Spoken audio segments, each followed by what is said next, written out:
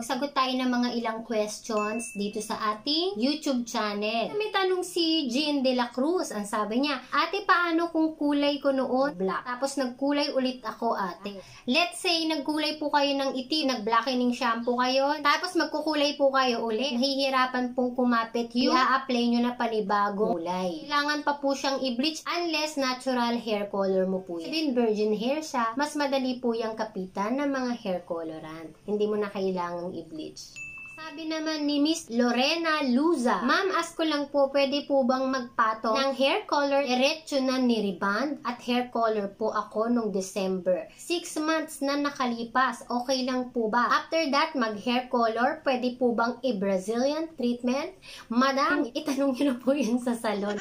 Pagka nagpariban po tayo ng buhok, kailangan natin maghintay na at least 6 months. Depende pa po yan sa kondisyon ng buhok natin. Ano po ba yung kondisyon ng hair nyo, ma'am? Kung dry na yung buhok nyo, siguro po pagpahingahin nyo po muna. Plano nyo po, after nyo mag-hair color, magba-Brazilian treatment kayo. Brazilian treatment, pag nadikit sa anit nyo yung gamot, pwede yung magsugat-sugat. Pwede po kayo magtanong sa malapit na mga hairdresser sa lugar ninyo para makasigurado. Iles nyo po ng shampoo, tapos alagaan nyo ng conditioner yung hair ninyo.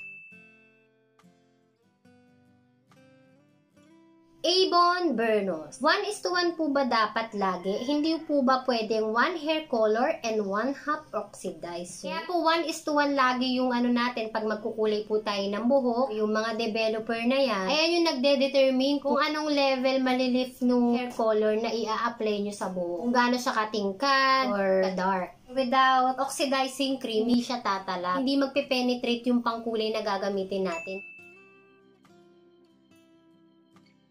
Kapag magbe-bleach naman po tayo, ang ratio is 2:1. Hindi lahat ng brands ay magkakapareho. Pero karamihan, 2:1. Dalawang bilang ng oxidizing cream, pero isang bleach lang. Sabi naman ni Blue Rose Ramirez, ano po ba ibig sabihin ng 12% or 9% oxidizer? First time po mag-dye ng hair. Na-explain ko na po yan sa mga previous vlogs natin. Sa ating pagkukulay ng buhok, mapapansin nyo, meron tayong tatlong numbers ng oxidizing cream. May 6%, 9%, and 12%. Kung gusto nyo yung dark lang, hindi ganun katingkad na kulay ang maging effect sa buhok ninyo, hindi masyadong halata, use 6%. Yan po yung pinakamababa. Kung gusto nyo po, nasa gitna lang, hindi masyadong light, hindi masyadong dark, use 9%. At kung gusto nyo naman na light as shade as possible, gusto nyo yung pinakamatingkad, pwede nyo gamitin ang 12% oxidizing cream. Yan po yung pinaka-light among the three. Ano, among the three? Kung meron tayong uban, mga white hair, 6% kapag maraming uban. Kapag kaunti pa lang naman, 9%. Sabi naman ni Ena, try nyo na po ba magpa-bleach? Kailan po yung last bleach nyo, if ever? Ang ganda po ng hair color na napipili nyo. Bagay po sa'yo lahat. Ay, kare. Oy, dahil dyan, mega shoutout sa'yo. Nakakahiya naman na hindi maging maganda at presentable kung kagaya ninyo magaganda at gwapo yung mga viewers natin. Nagpa-bleach ako bago pa mag-pandemic. O yan, panoorin niyo ibang vlog ko na babanggit ko na pandemic para may alam din kayo sa mga nangyayari sa paligid natin. Hindi ko pa nasusubukang mag-black or mag-DIY ng mga bleach. Nabili ako minsan pang bleach. Pero hindi ko siya talaga na iba-black. Na-try ko kayang haluan yung mamadali ako. Kinabukasan agad yung event ko. Nilagyan ko lang ng konting mga pinch ng bleach yung ano. Pero parang wala rin namang epekto. Mas maganda siguro kung sa parlor. Trabaho rin kasi yung paglalagay ng bleach at hindi basta-basta. May possibility talaga na mag-dry yung mga parting na bleach. Okay na ako dito sa mga pangkulay lang. Minsanan lang din kapag kailangan talaga. Pero sa susunod, pwedeng subukan natin. Siguro pagka mahaba na yung buhok ko.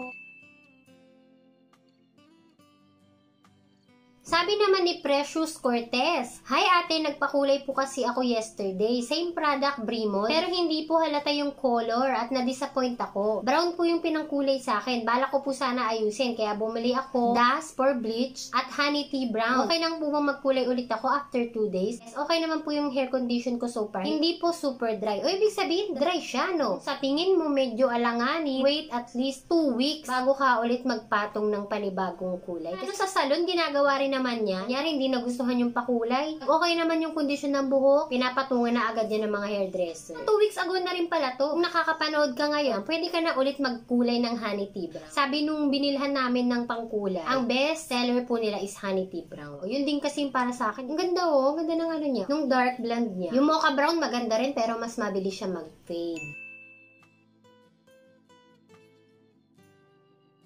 Meron tayong mga viewers na ginagamit nilang bleach is yung dust. Kasi yung dust talaga matingkad yan. Parang naka-bleach ka na rin. O sabi naman ni Fab Drama, ay po, ilang percent oxidizer po ang ilalagay kapag 6-month rebond, tas may chestnut color po. Want ko po sana mag-honey tea brown. Gusto ko po sana mag-light po yung kulay ng honey tea. Anong percent gagamitin kong oxidizer? Kamusta po yung hair condition nyo? Pwede na kayong magkulay kung hindi naman yan dry. Ang gamitin nyo pong oxidizer, 9 to 12%.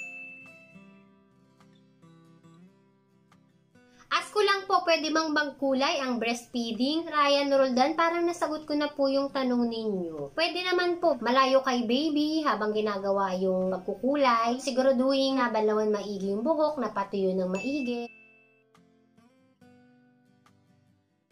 Pwede po ba pagka-ribbon magkukulay ng ganito? Then ang gagamitin 12% oxidizing cream. Kapag bagong ribbon po, kailangan ipahinga muna natin yung buhok natin. Wait at least 6 months to 1 year. Depende nga sa kondisyon ng hair. Hi! After mag-color ng hair, pwede bang ipa-Brazilian? Actually, sa salon po, ginagawa rin po yan same day. Okay, nulayan ako ng buhok and then bin-Brazilian po ako sa E&Deca Salon. Chiyong, sabi niya, pwede po ba ihalo conditioner sa mixture para less damage? Meron po ako nabasa na pwede lang natin lagyan na conditioner is yung mga semi-permanent na pangkulay. Since itong Brimo is permanent hair color po siya, after nyo na lang pong magkulay, saka po kayo mag-conditioner. Pag hinaluan po natin ng conditioner, pwede pong mas mag-fade ng mabilis yung ating kulay na nilagay. Ito naman kasing si Brimo, pagkatapos po siyang gamitin, mapapansin nyo po yung malambot sa buhok ninyo. Mula nung nasubukan ko siya, hindi na ako nag-try ng iba pang mga brand. Minsan may nagsabi na hindi raw pwedeng mag-mix na oxidizer. Dalawang shade ng color, if mi-mix nyo, maganda kasi diba parang ine-experiment mo anong kalalabasan ng mixture ng kulay. Pero when it comes sa oxidizing cream, hindi na ina-advise na mag-mix po tayo ng oxidizing cream. Kung ano lang yung gusto mong level, yun lang. 6%, 6% lang. 9%, 9%. Tapos kung 12%, 12% lang ilagay. No need nang mag-mix pa na oxidizing cream para ma-achieve talaga yung level na gusto natin. So, this is all for today. I hope you enjoy watching our vlogs at may natutunan kayo ngayong araw na to. Thank you very much and God bless.